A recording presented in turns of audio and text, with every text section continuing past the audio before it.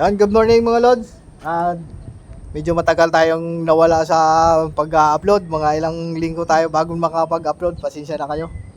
Ito yung update dito sa ginawa ko na to. Totally hindi pa naman talaga update dahil hindi pa tayo nakapag-upload eh. Ito yung ginawa natin dito. Mga 2 linggo na yung lumipas. Yan yung ginawa natin na truss beam yung ginawa natin dito. Hindi tayo gumamit ng tubular dahil napakalaki nitong lugar na to, ng bahay na ito, kaya hindi tayo nag-recommend ng tubular. Sayang naman yung laki ng bahay kung ito tubular lang natin. Yung ginamit natin, Pardina 1.5 by 2 3 yung lapad niyan.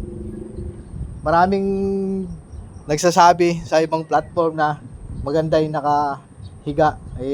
Diskarte nila yun eh. Diskarte natin to. Kaya yan yung ano natin.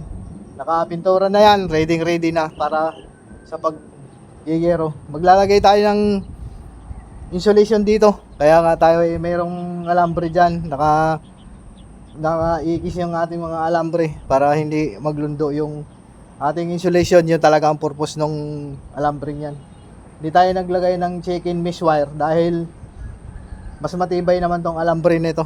Dahil mas makapal yan kaysa doon sa mesh wire. At saka tipid ng malaki dahil napakamahal ng check-in mesh wire. Sana mga lods, pasensya na kung minsan hindi tayo nakapag-upload, pero hayaan nyo, babawi tayo sa mga darating na mga araw. Dahil pagkatapos nito, mayroon tayong maraming gagawing carpentry naman para maiba lang